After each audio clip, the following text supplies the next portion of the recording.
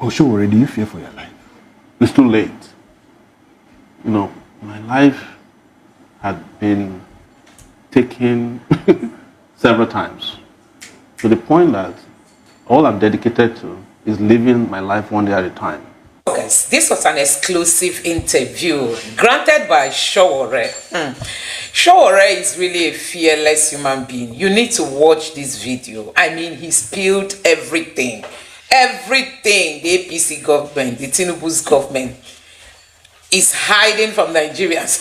Sowore just opened everything. You know, I want you to take your time, relax and watch this video just for you to understand why this country is finding it difficult to move forward, because people just come in with their own personal interests. It's all about personal interest, not the interest of Nigerians. I mean, sometimes I just keep wondering why somebody would just wake up and say it's my turn, and then you came into power like INEC helped in doing that, and then you are still not considering the people you met suffering.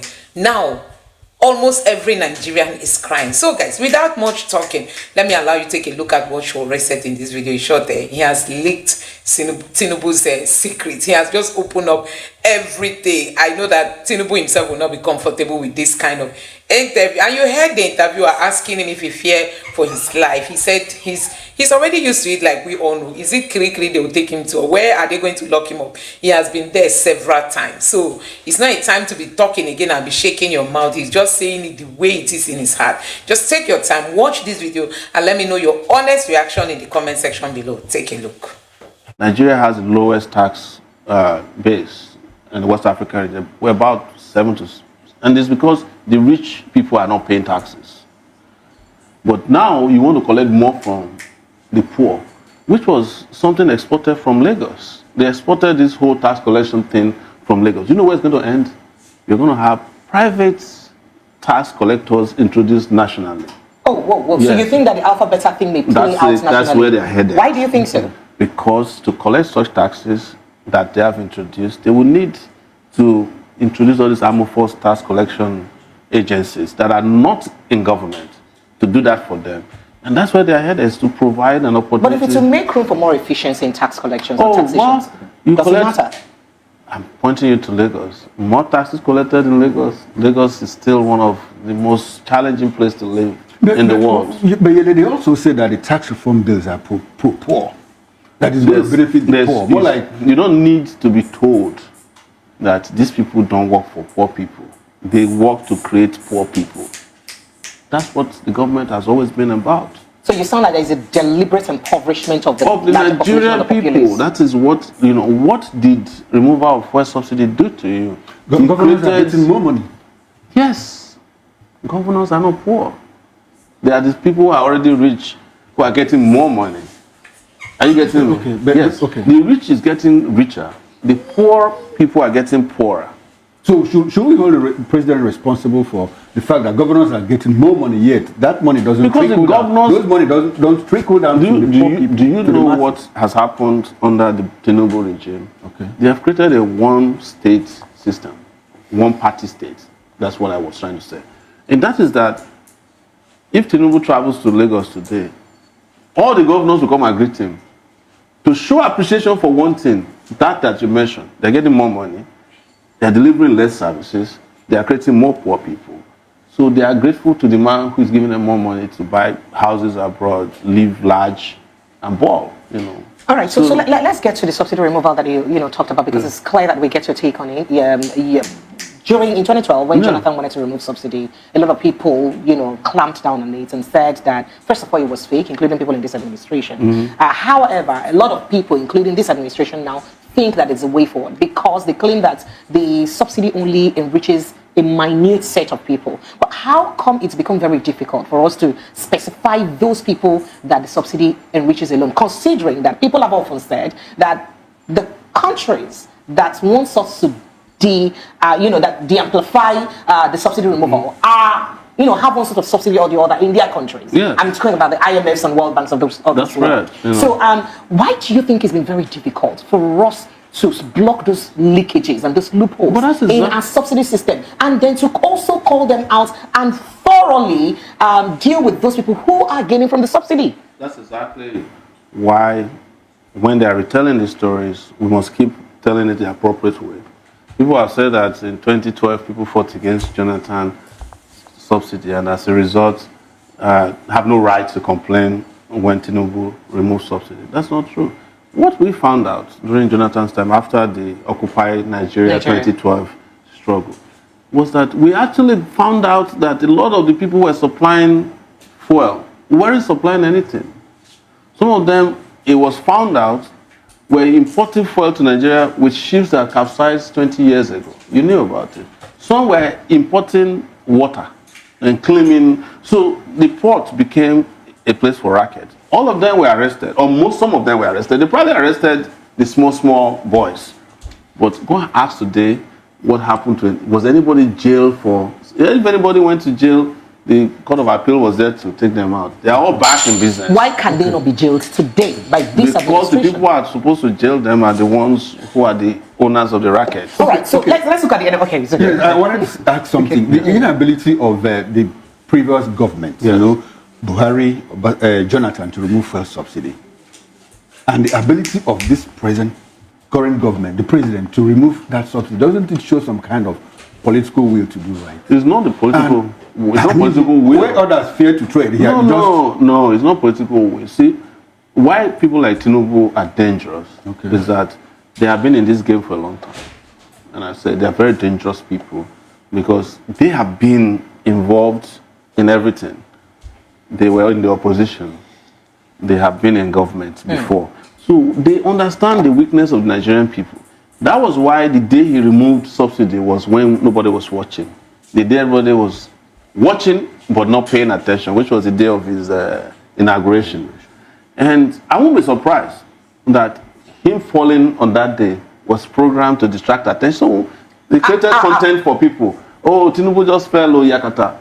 But he did the worst thing that could happen to the economy of the people. Was it only content? Because fuel immediately jumped from... No, I'm not saying that. A lot of people paid more attention to the fact that he fell.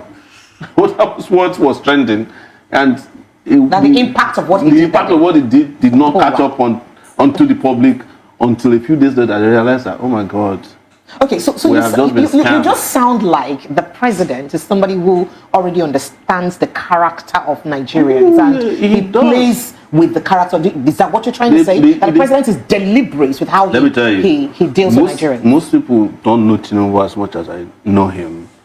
And it was because when we were doing pro-democracy, we knew them.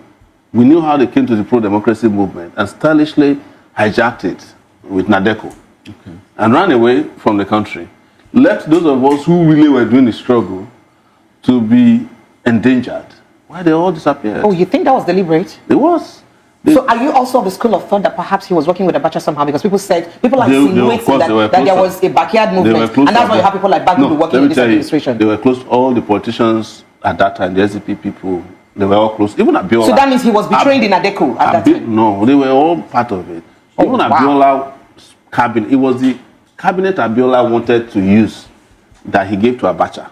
Foolishly. I would say that any day. Thinking that Abacha will hand over power to him. But there's nowhere in the world that people get power and hand it over to anybody. Not even a father will hand over power to their child except they are dying and they have no reason to keep on to power. So it's the same thing with all of them. Do you know how you understand what the game they were playing? When the military took over, when Abacha died, all these politicians went to meet with Abubakar. They did not ask after Abiola. Yes. We were in Lagos waiting for Abiola to be released. We saw them meeting with Abubakar. And when Abubakar took over power and handed over power, they were his greatest friends. I remember we going to protest against Abubakar when they were giving him an award at the Chicago State University. Oh, wow. Famous Chicago State University. The infamous Chicago State University. I would just like to maintain famous. Yes. All of them followed him there. Whoa. Yes, they followed him there. We were there. We saw Chief Shegun Shoba. I was like, but you guys were fighting against the military. Why are you so close? You know that they maintain a bond.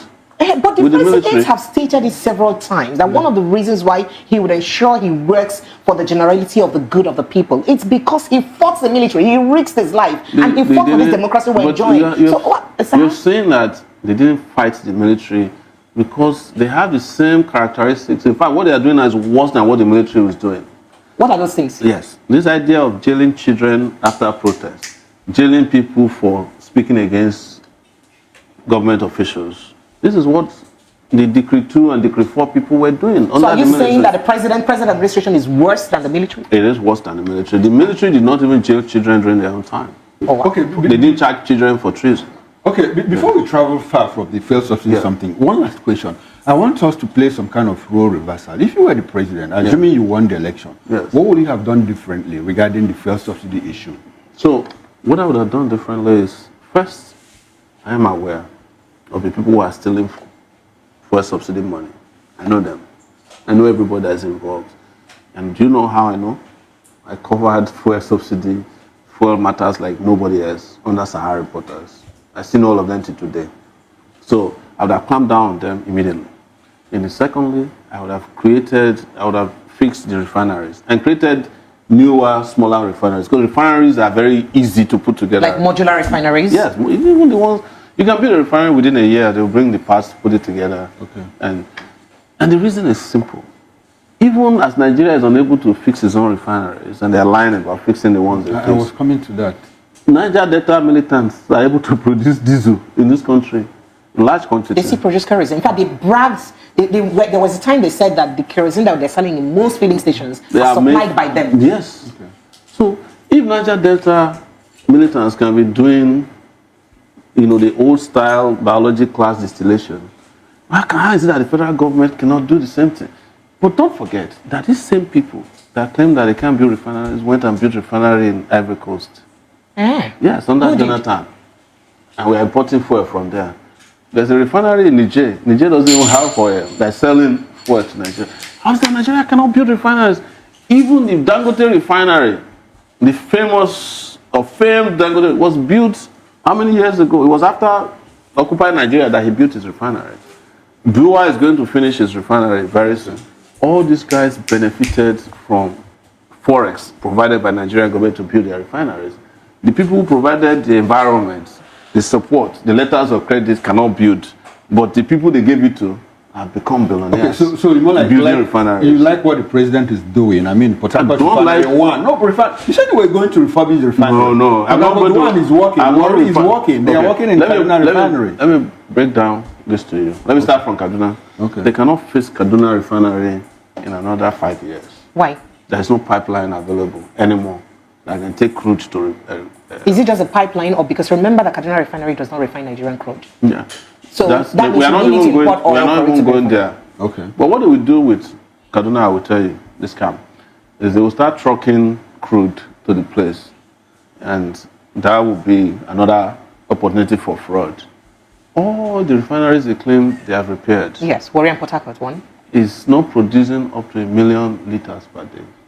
Yes. How do you know this? Because we get, no matter what they tell you, there is a document that comes out of the refineries on a daily basis. Tell them to release it to the public, they will be embarrassed.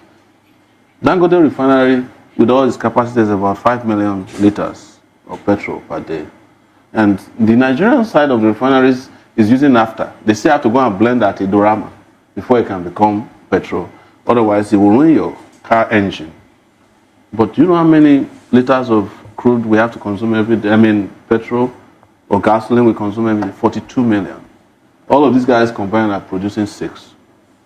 And they are jubilating over it. Are you sure we really consume 42 million? Because that's still in contention as to the actual capacity of consumption. I'm glad you said that, but that's the official information that we have of our consumption. And that's why a new president like me is needed, because I would have been able to immediately ensure that what we are consuming is what the state we are consuming. Because that's where the fraud comes from.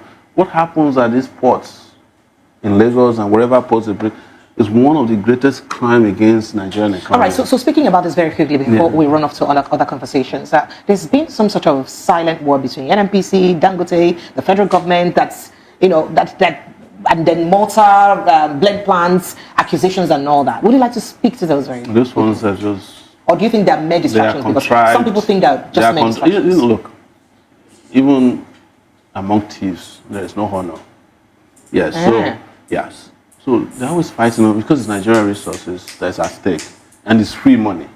So Dangote, but those are not issues you should fight. You should concern yourself, because they find it easy to resolve. They have conflict resolution mechanism in place that's better than what you can think traditional rulers, because it's a real estate. They can't afford for the real estate to fall apart. That's why there are fights. Whenever you are following it, maintain your own reasonable distance. Otherwise, you just fall into their tricks. Dangote, that told you that he just had a refinery, it's producing local. His interest is profit, right? Naturally. So, but the Nigerian NNPC said they invested over 2 billion in Dangote refinery. They even borrowed. Yes. Dangote is now saying that he didn't see what they claim to have invested. He has downgraded on his own the investment to about 7%. But the question you should ask yourself is, why are you investing Nigerian money in a private refinery project when you see government has no business in business? Is that not what they tell us all the time? So why do you take government money that should have gone to education to invest in a private refinery? Okay. That the owner will do whatever he wants with it. And when they commissioned Dangote's refinery, it wasn't producing pure water. Today, they claim it's producing 5 million. But you can't even confirm that, because of what I just said earlier, that there's no honor among thieves. They have to fight themselves, because they must have changed themselves along the way. All right. But they will resolve all that, because it's all about greed. So, sorry, one last thing from me before we move. Do you think you have what it takes, to confront the oil cabal? Oh. Very strong cabal.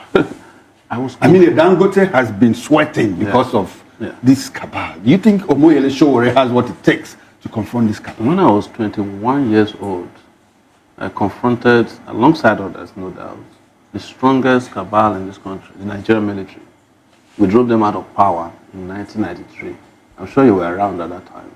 We drove Babangida out of power. He said he stepped aside, he never stepped back in. So, and I have been involved consequently in the struggle fighting cabals, either through protests, through the media arm that I founded. So cabals are not difficult people to fight if you have courage, you have knowledge. In fact, you have intellectually sound, because the easiest way to defeat them is with facts, first and foremost. And when they are presented with it, they melt evidence. And that's some struggle I've fought over the years. It's a battle of grit. All right, so speaking about also of intellect. So there's nothing about these cabals that is difficult. But you cannot use cabal to fight cabal. That's where the problem with Nigeria is. You cannot use thieves to fight thieves. They know themselves. So speaking about cabals right now, speaking about facts and figures, by the way, the president did have a media chat. He did say a lot of things. And then he had a New Year's speech where he did say a lot of things. And the presidential candidate of the Labour Party had a New Year's speech where he also did say a lot of things. But we're speaking about the hardship in the country. You did state to that hardship in this country. And P2B mentioned quite a lot of things to that hardship. But there seemed to be like some sort of agreement within the present ruling class as to what the real actual situation in Nigeria is. I don't know if you understand exactly what I'm saying. Okay, the point is that when people say that things are hard, and they say, no, things are rebounding. When people say we have 150 million Nigerians living in multidimensional poverty, they say, no, people are buying cars, building houses, and all of those. In your opinion, said one of his friends had 4 Rolls Royces. Fantastic. In your opinion, downgrade. Exactly. That's downgrade. Because me, I think... In your opinion, what is the real situation of Nigeria? I think that the real situation of things is him saying that he had a guy who had 4 Rolls Royces who is now riding Honda. Yes. He has told you the story. And that made him happy. That things were good before, but they are really bad now. But what he was trying to communicate was a lie, that people are adjusting and cutting their coat according to their size. But the question should go to him. You as president, how come you didn't cut your own coat or the nation's coat according to your own size?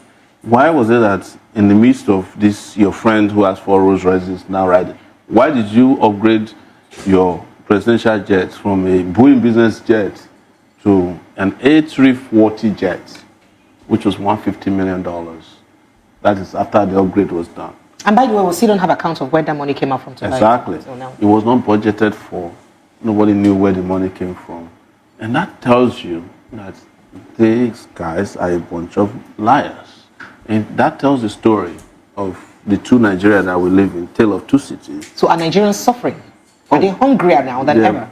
I have been around Nigeria for a while now. I haven't seen this level of hardship. You haven't seen? This level of hardship that I saw in last December and this January than I've seen in a long time. And I'm not exaggerating. I've seen people really struggling and suffering. And I mentioned it somewhere, for the first time that I traveled home on the 30th of December, the roads were practically free. If there was traffic, it was caused by police extortion, which was visible on Google Maps. People weren't traveling because they couldn't afford to travel. They couldn't afford to eat. They couldn't afford to celebrate. And they know it, because what you must understand is that all the statistics about hunger, starvation, and suffering is available to government. They have it. But the government usually does not address this issue when voices come up to speak. When people speak about the poverty, instead of addressing this issue, they rather attack the characters of those who state about those issues. Because they have no solutions available to address the issues. Is that why? It is why. That's the reason why they are aggressive and very, very feisty. When people, look at what they did in August. Because we were on this show a lot, on your channel a lot in August. During the protest. Yes. Look at the way they handled children. Charging children with treason for protesting is the highest level of aggression against people who are hungry. So what they did to those children, is it comparable to what they did to their government critics? And they've expanded the repression of free speech. So every day people are getting arrested for cybercrime. So what they did to Dele Farotimi. Oh yes, I was going to speak to that. Abducted across state lines to Ekiti. And anybody who thinks that Dele was arrested because of Afewa Balola doesn't understand the way Nigeria works. Really? No, they have been laying ambush for him. But that was a perfect excuse to get him and punish him. So wait, just we have to digest this. So Dele Farotimi, you're saying that Dele Farotimi was not arrested because of the accusations or the things he stated about Afewa Balola in his book. In case you don't understand, and maybe you didn't follow, after Dele was arrested and sent to prison by the magistrate, the federal government went and charged him fresh in the federal high court. The federal government? I thought it was someone from Afewa Balola's chambers. No, there was another charge against him filed by the federal government for cyber. You know that even the Afewa Balola chambers case was Commissioner of Police versus Dele Farotimi. It's the Nigerian state that officially filed the case against him, the police. But the next one, I think, was also Commissioner of Police versus Dele, but the fiat came from the Attorney General's office. That's federal cybercrime. So he has two charges hanging on his neck in Ekiti. But why Ekiti anyway? That's another, this forum shopping is called. You want to punish somebody, you're going to look for a forum where he cannot get justice. It's called forum shopping. So why do you think the federal government was more interested in, taking charge of the case than the person whom he accused? Because Dele is offending them and they've been looking for how to deal with him. And that was the perfect opportunity to do so. Okay. I am not saying that Afewa Balola, but Afewa Balola understood well that if somebody wrote something against you in a book, it's a civil matter. Okay, talking about Dele offending them, there seems to be a lot of people that are offending them. P2B is talking, he's quite vocal. Sowore is talking, quite vocal. Atiku Abubakar is talking, and a lot of other people. And it does seem like, let's take the issue of P2B now, that is in contention now, the altercation between him and Felix Morka, where Felix Morka said that, look, Obi has crossed the line and he should be ready for the consequences of his action. I want to ask you, is there anything Obi said that you have not said or any other person hasn't said about the economic decline and the suffering in the land? Have you crossed the line? I have crossed the line since I was in the university. So you are always within shooting range? I'm perpetually, I've crossed the line, they've adjusted it, I've crossed it. So why do you think they don't come out for you the way they come out for people? Was I not charged for treason in this country? Was I not restricted to Abuja for 5 years? Was my brother not shot and killed on the highway in this country? You know, what you must understand is that they target people based on their vulnerability. You know, they looked at Obi, they know how to rattle him. That's why I didn't get involved. It's a family affair. You know, they know themselves. They know who they can try the nonsense with. So, people like us, whatever you bring, you understand, we're like battle tanks. You bring, you shoot, it bounces back, you understand, and we will shoot back too. But Obi, to them, they know that Obi is new in the activist. Obi is trying to become an activist that they are not comfortable with, and they know that Obi is also not ready for the activism that he has declared. Don't forget that Obi earlier declared that he's ready for everything. And they said, okay, you are ready for everything, stay in the line of fire. No, I want to talk more about. And they just sent their first bazooka, and Obi is like, oh my God, you know, they threaten us every day. They threaten me every day. But you know, let me tell you, if I'm threatened by a party person, I won't even react. Because those are non-entities in the business. The people we are fighting is not the Felix Mokas of this world. We are fighting the Oga. So if Felix Moka were to threaten me, do you think I will respond to him? I don't. I've had circumstances where I was on a show with him, he ran away. I can handle, those ones are minions of the main people.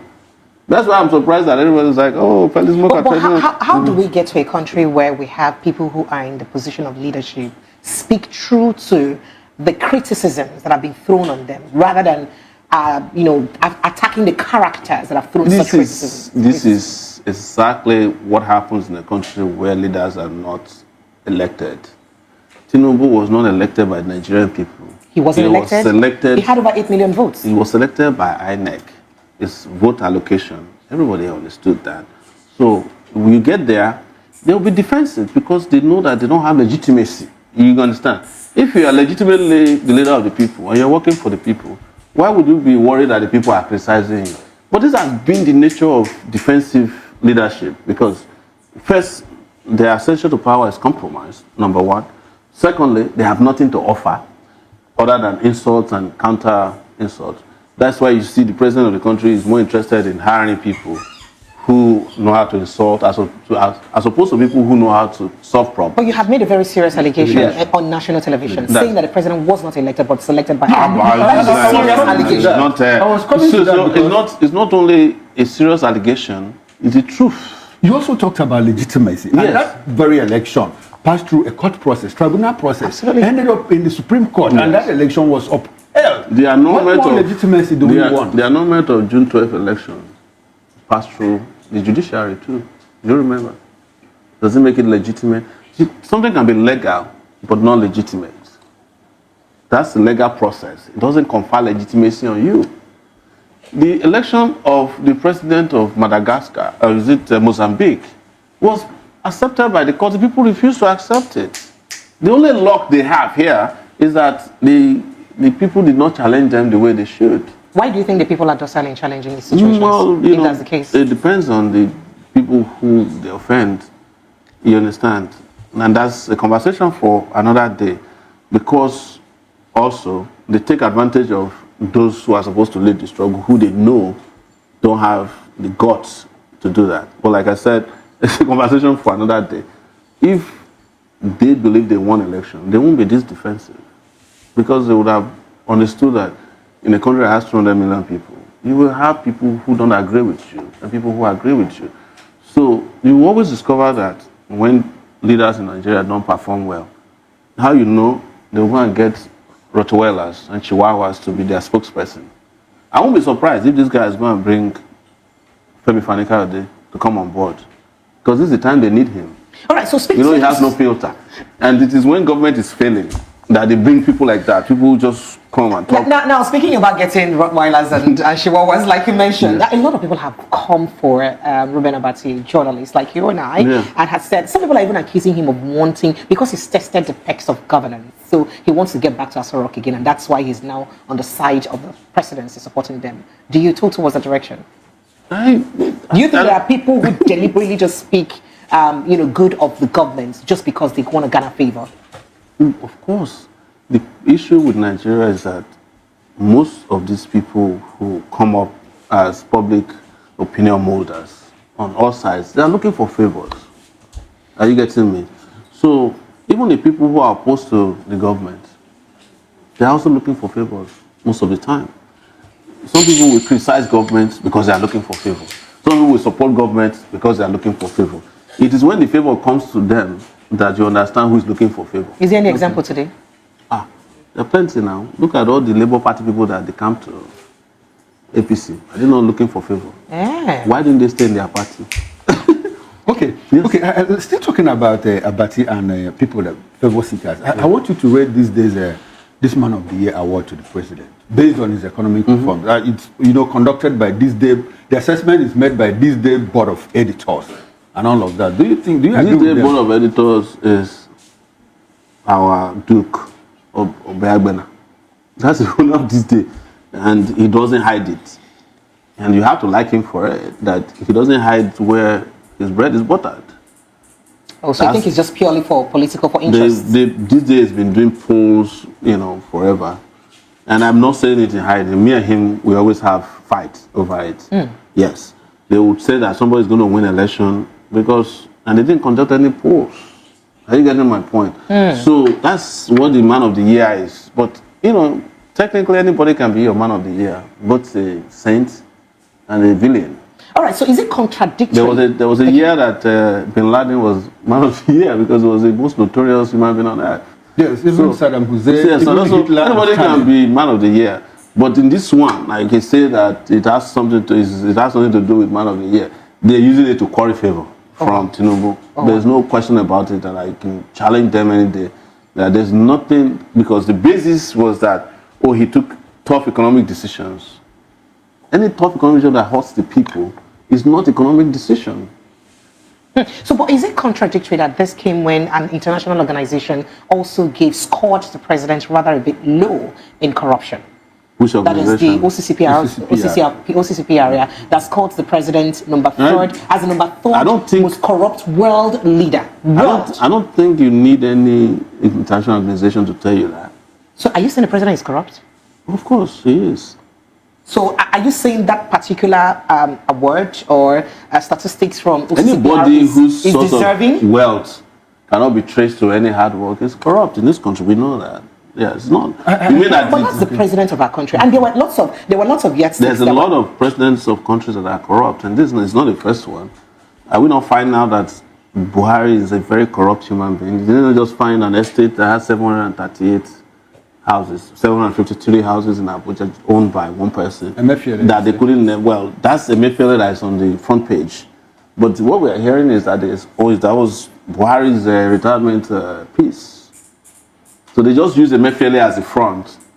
That was why the EFCC could not name the owner of the estate, even though they went and filed in court against Emefiele, because it wasn't Emefiele alone that owned the place. It's Buhari and his people. All right, so let's look at the ratings and the yardsticks to getting that award, to giving the president that award. One of the things they mentioned was an unverified drug trafficking issue, the Chicago State University results certification issue. They also mentioned, I think they mentioned something about the Lagos-Calabar Coastal Highway that was awarded to a crony, according to them and all that. But that notwithstanding, is there any president who doesn't actually favor his own people? So is that deserving? So, I thought we were discussing perception. Yes. That's what these corruption ratings are about. Yes. And I don't so know. All this enough to create such perception? Yes, that's of course. I don't know this organization. I have to be honest with you. I have not followed, because you also have to be careful sometimes. So many of these organizations are just like organizations that are created by,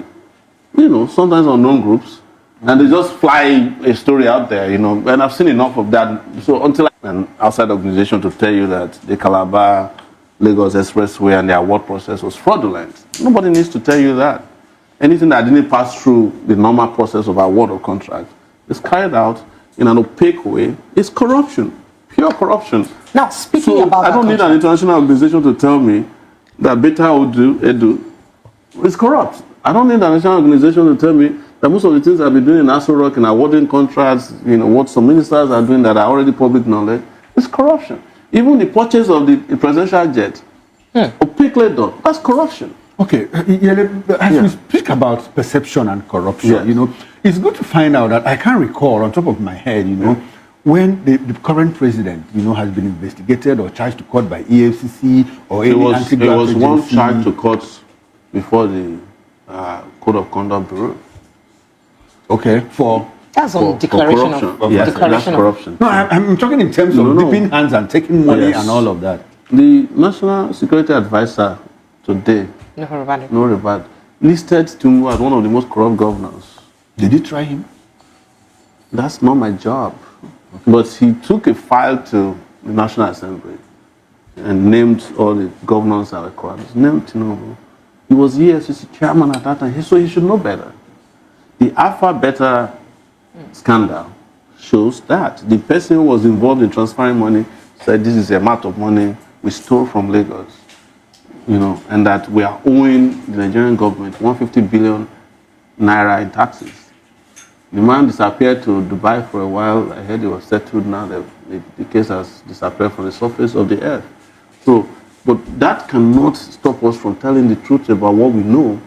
There are people who didn't have a cocoa farm, who became billionaires, private jet owners, and we know how they're making their money legally, they are not corrupt. We will say it and say it with total conviction, and we can defend it anywhere.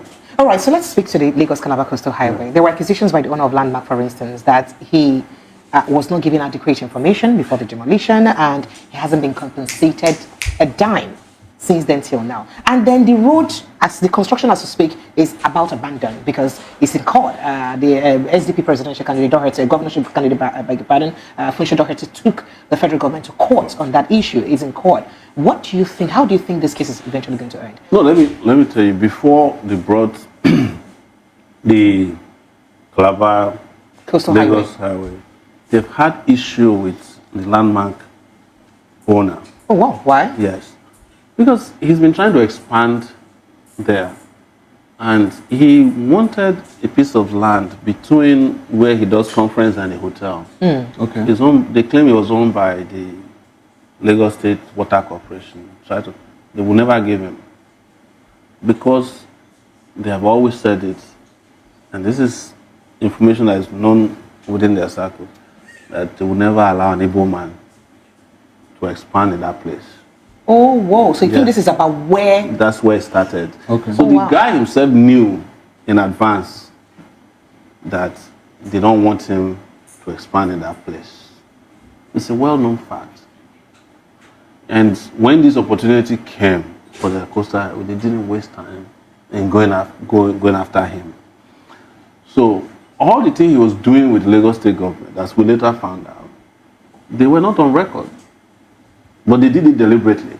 They take money from him, we're processing. So you think they were expunged from record, or they were just on record? They just didn't put it on record. For instance, a certain part of the land projection into the Atlantic Ocean, they did not, the lagoon, whatever part of it, they did not. The beach area? Yes, they did not put it in the records. They just come and say, keep going.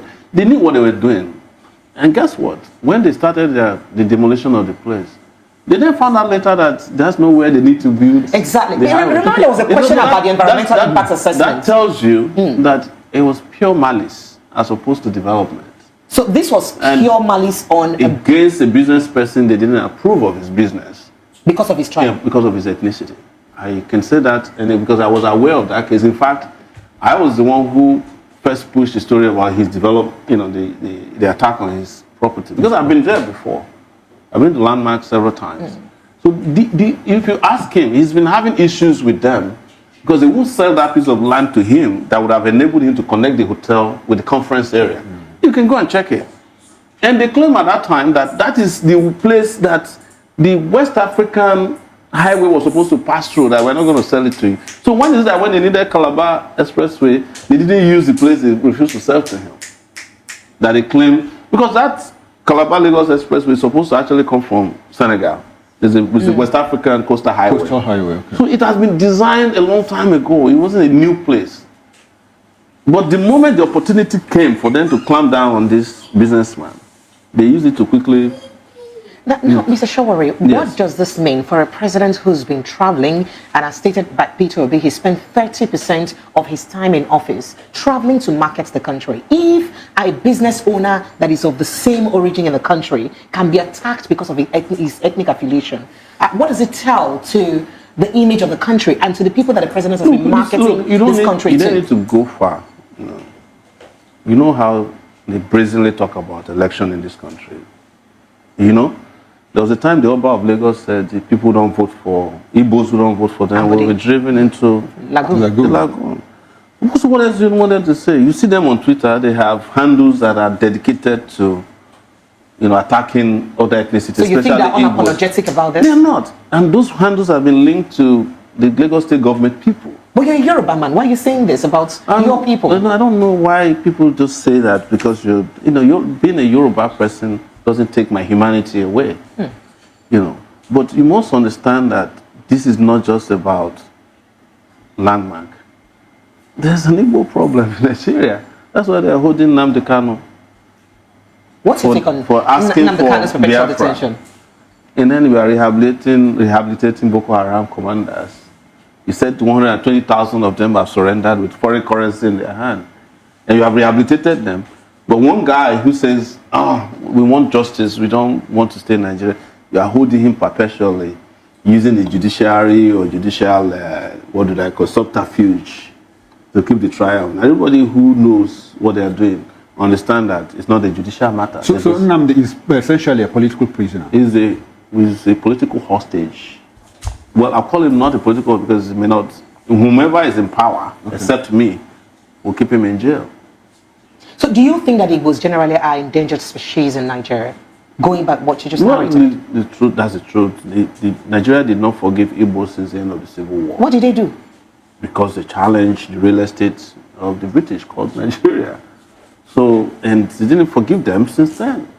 So everything that's been done after that, we know this is the unspoken truth about the country called Nigeria, that they did not forgive Igbos for the Civil War. The Igbos were the victims and they have forgiven the victims. So why is it difficult for the victors to... You are preaching to the choir. And because he had mentioned once that, in an interview he had mentioned that the Igbos will never be president of Nigeria. That is a perpetual, narration to keep the Igbos the way they are. Yeah, so no, it's not about even the presidency.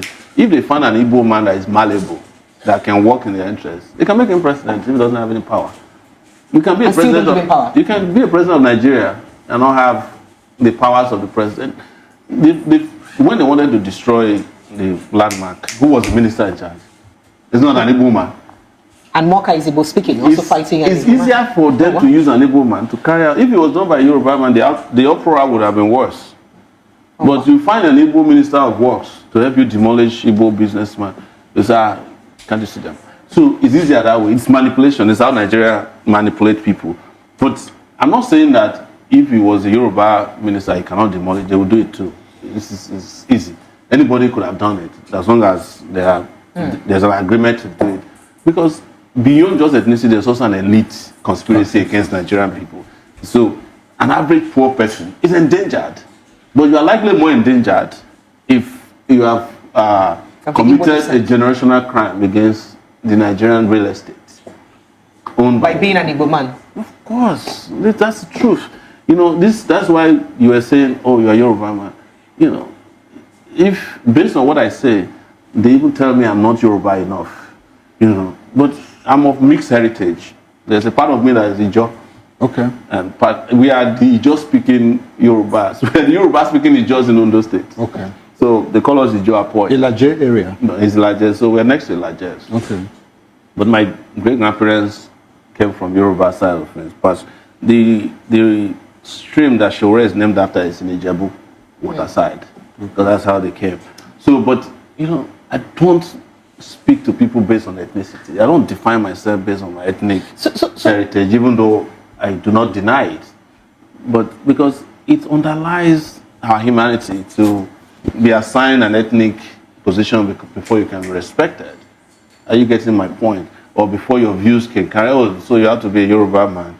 And then it was, So So we've had Here comes one of them. We've had Rwanda manage the same ethnic issue in their country with the Tutsi thing after years of genocide. Are you sure they managed it? Well, to a reasonable extent. They manage it through genocide. And Nigeria after genocide management. So this is what you should understand. Okay. Nigeria also managed the Igbo problem through genocide. 4 million Igbos. Yeah, I was coming to that. Is that not genocide? But you know the problem I have sometimes even with some of our people is that the same people who shot and killed them are more popular in their midst than those who support their rights. The ambassadors of this world are embraced as authentic people, but these are the people who went and used third commando to massacre Igbos. What did they name this airport after? Murtala Mohammed, one of the most notorious killers of Igbos. Buhari, they killed Igbos. Danjuma, they kill Igbos. Gowon, they kill Igbos. But they even love them more than they love those of us who are fighting. People challenge me that they hate me because I support Nnamdi Kanu, and I say so be it, because I know that I'm supporting justice, and I cannot support injustice because I want political favors from a country. If you want to keep carrying out genocide of political nature or continuation of it, you can go ahead. Keep voting for the criminals who are perpetrating it. Let the forest be voting for the axe because the handle is from one of them. Okay. Yeah, I said something. I would like you to touch more on it. I mean, the Igbos were the victims. Now they are forgiving the victors. There is no place you don't find the footprints of Igbos across the length and breadth. That's why I say you are preaching to the choir. Igbos are not only in Nigeria, they're all over the world. I went to Alabama, in the US, and the only pharmacist there is an Igbo man. Selma, Alabama. You've heard about Selma? Yeah. It's one of the homes of the civil rights movement, where they cross that Petra Bridge. Exactly. Igbo man is there. Most likely that's what you find in every community in the US. Igbos are distributed all over the world. There's this urban legend that if Igbos cannot live in a place, the place is not livable. There was a time, a New York Times reporter came to Gamboru Ngala after Boko Haram sacked the place. The only person they found there who was not a Boko Haram member was an Igbo pharmacist. So what are you doing here? I said, well, somebody has to treat them. He was that courageous not to stay there. So I'm saying all these things so that you can understand that I understand probably more consciously better than most people do. And that informed the reason I can speak categorically about the victimization of Igbo. Otherwise, it is a taboo. Politically, it is incorrect to say that Igbos are victimized by an average Nigerian. Okay. All right. So let's move because nobody wants to hear the truth. And when you say, if somebody's watching me and get out of this, Sowore, what's your problem now? Leave these Igbo people alone. You understand? That is the truth. But I cannot, my conscience cannot allow me to accommodate the genocide of 3 million people, 4 million people, and then the continuation of that denunciation of the existence through persecution in which the Nigerian state is carrying out, either through Landmark or Nnamdi Kanu or, look, I told a story, I think it was on the Honest Punch, that in this country, there was a time they were beheading Igbos, putting their heads in calabash and putting on the trains going east. Do you think that's what's happening in the East right now? Speaking about militarization in the East. Pogrom, you understand? And that's why they're doing it. It's what they're doing. When we did August, what did we ask for? Demilitarization of the East and release of Nnamdi Kanu was one of our demands. But it was the most denounced demands, even by human rights people. They told us, no, don't include Kanu in your demands. Otherwise, we will not join you. Because Nigeria has been made to believe that a crime committed against Igbo doesn't fall under human rights abuse. So let's speak about that crime against Igbo, because a popular, I think I read in your paper recently. And unfortunately also, the Ohanese people said they should not join the protests, that they are negotiating with Tinubu. They even said that he will release him for Christmas gift, as if he's a Christmas goat. All right, so speaking about this militarization of the Southeast, recently I read in your platform, a popular media mogul, one of the media platform in Lagos State, was dehumanized in the southeast. He was traveling through Anambra State to Asaba Airport, and he was accosted. He and about 3 DSS officials were accosted by military personnel who, dehumanized them, told them to lie on the floor. In fact, told them they were going to shoot at them. Told them that they were IPOB. Do you think there has been accusations that most of the people killed in the southeast in the guise of IPOB are really not IPOB? Exactly. That they were killed by military. Do you think that this is exactly what's happening? These guys are burning down villages, Nigerian army. They are burning down villages. Like, if you are 17 years old in the east, you carry any kind of hairstyle and you run into a military checkpoint, you're automatically targeted. It's profiling. Oh, wow. You understand? But go to Katsina. Listen to this before we end this broadcast. The governor in Katsina said a whole local government with tons of bandits have only 5 policemen in their area. They have only 1 vehicle, no military. But there are bandits all over the place. Why is it that banditry and terrorism in the north is treated with kid gloves, and people who are asking for what is recognized by the United Nations as self-governance, the request for self-governance, is treated as a crime against the state? But terrorism is not treated the same way in the east. I traveled in the northern part of Nigeria during the election in 2019 and also in 2023.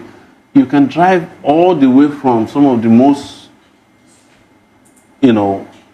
bandits havens. Dangerous points. Dangerous points. And there will be no policeman or army on the way. Okay. But you cannot travel in the east today.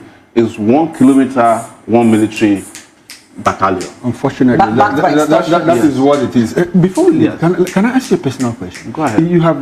We have spoken a lot here. So guys, you have seen it. Sowore said so many things, looking at the subsidy that Tinubu removed even when he was not prepared, looking at how he just came up on that day. Like Sowore said, he just confused Nigerians. As in, there was a lot of distraction.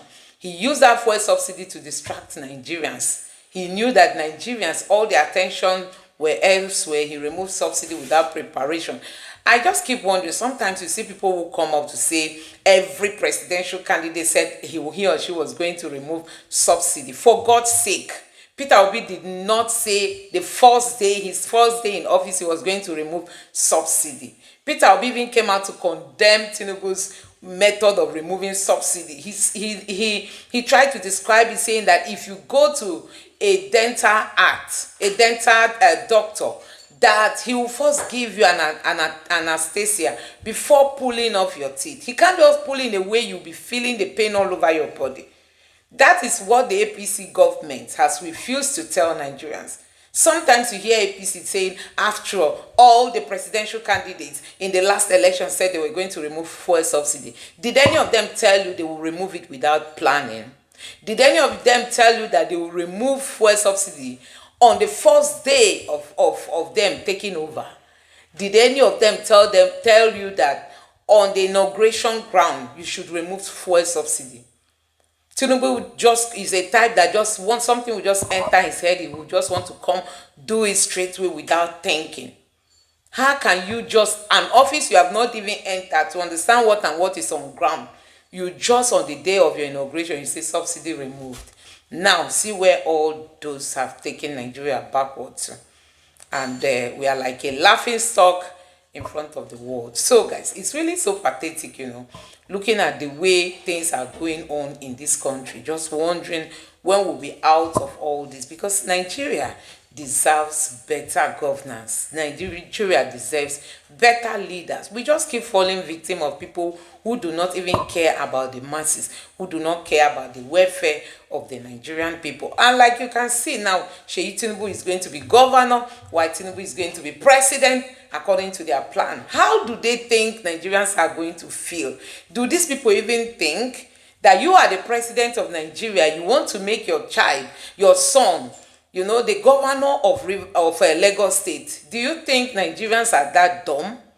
Nigerians can't take it. It can happen in other African countries, but not in places like Nigeria, because Nigerians cannot accommodate it. You yourself, you will not feel okay the way Nigerians will be releasing bad booze, because it's as if the whole country is meant for your family. It's as if it's a family affair. It's a family business, you know.